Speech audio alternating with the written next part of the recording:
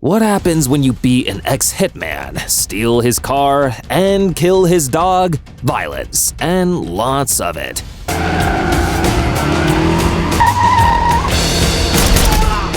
John Wick is the most fearsome assassin on the planet, and when a mob kingpin's son foolishly crosses him, it's easy to see why. Today, we'll be cataloging the most serious crimes he commits on his quest for vengeance, along with the total punishment he'd be facing for them. Buckle up. At the film's start, retired hitman John Wick is devastated by the death of his wife, Helen. After burying Helen, he begins adjusting to life without her, and with the beagle puppy she arranged to have given to him to help him through the grieving process. All goes well as possible, until Wick runs into the son of a Russian mob kingpin at a gas station.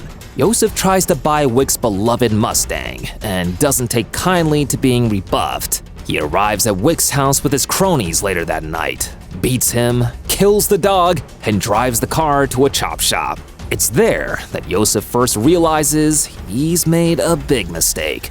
The owner, Aurelio, recognizes the car as Wick's and erupts in fury, punching Yosef for his stupidity before calling Wick to alert him to the development. John purchases a new car from Aurelio and speeds away in it, committing his first of many felonies. Receiving stolen property, a serious charge that would land him up to 25 years in prison and a $100,000 fine. We'll keep a running tally of his sentencing throughout, and as you'll see, it's going to add up quickly.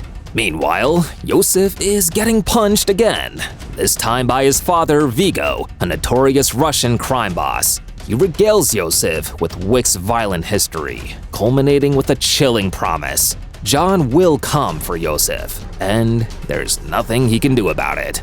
And he's right. As a disgusted Vigo dispatches Yosef, John is busy retrieving the tools of his former trade: guns, ammo, and money. He rejects Vigo's appeal for peace, setting the stage for a bloody confrontation. Vigo's henchmen descend on Wick's home, but he's prepared and lays waste to all 15 of them, leaving his mansion strewn with dead bodies. So, given that they were there to kill him, his actions would likely be considered self-defense. Failing to report the crime and paying to have the scene professionally cleaned and all evidence destroyed, however, is very much a criminal act, 15 times over. Which is exactly what he does, with the aid of an old associate, Charlie. Vigo is unsurprised by his henchman's failure and decides to raise the stakes. He puts a $2 million bounty on John's head, reaching out personally to Wick's former mentor, Marcus, to complete the job. Meanwhile, John makes his way to the Continental, a hitman safe haven where members of the underworld meet, with the rule that no business can be conducted on property. He receives a tip while he's there. Yosef has been spotted at the swanky Red Circle nightclub. He arms himself and heads out, and begins exacting his revenge on Yosef's comrades, knifing one and drowning another. Another is, presumably, knifed to death. A fourth is definitely knifed to death, as Wick makes his way to the bathhouse Yosef is residing in. He battles another, subduing him as they crash into the bathhouse. While the wounds he inflicted on the man during their melee were legally justified self-defense, shooting him in the head after he's subdued is not. And once more, knifing the hulking behemoth is likely justified in this instance. Shooting him after the fact is not.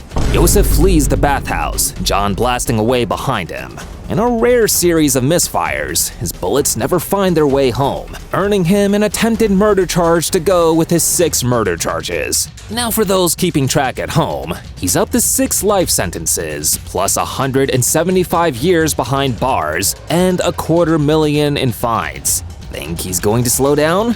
Yeah, we didn't either. As he pursues the terrified Yosef across the dance floor and through the club, he dispatches one security guard after another. Ultimately though, he's wounded and unable to prevent Yosef from escaping. Bloodied and battered, he returns to the purported safety of the Continental to get stitched up. Unfortunately for him, Vigo's found an assassin willing to violate the rules to claim the bounty on Wick's head. Perkins. Marcus alerts Wick to her presence by firing a bullet into his pillow, giving him just enough time to fend off her attack. He ultimately subdues her, leaving her tied up and in the care of an old associate named Harry. Wick makes his way to the fake church where Vigo stores his money, while Perkins quickly frees herself, kills Harry, and re-enters the fray. Wick wastes little time upon entering the church, killing 6 guards and shooting the fake priest in the leg. He forces the priest to open the vault containing all of Vigo's cash, which he promptly sets alight with 2 smoke grenades. While not the most violent, this is his most expensive felony yet. In addition to 5 years in prison, he'd be forced to pay a restitution for the amount of damage caused, in this case, ballparked at $30 million. He watches the inferno from a nearby rooftop, knowing it's sure to draw Vigo onto the scene. And it does, prompting John to open fire on the mobster and his cronies. He kills at least 10 of them before being captured, adding 10 more felony murder charges to his rap sheet. Vigo taunts John before leaving his henchmen to kill him, but Marcus once again saves the day with his sniper rifle. John kills the remaining guard in self-defense, and then executes the fleeing Vigo's driver in cold blood, before turning his gun on Vigo. In exchange for letting him live, Vigo at last gives John Yosef's location, and he sets off to finish what he started, which involves murdering Yosef's friend, 7 of his guards, and finally, Yosef himself. He meets with Marcus one last time, but their rendezvous is spotted by Perkins, who reports his treachery to Vigo. Vigo captures Marcus, beats and kills him, and brags about it all on a phone call to John, before preparing to flee John's wrath via helicopter. Perkins is not so lucky. She's gunned down for violating the Continental's rules as John races to intercept Vigo, which he does with predictable violence, gunning down and running over 4 more mobsters. Wick and Vigo engage in brutal hand-to-hand combat, trading blows and knife thrusts in the pouring rain. John ultimately emerges victorious by driving a knife into Vigo's neck. Each sits in stunned silence for a moment, before John staggers to his feet and walks off, leaving Vigo to die alone.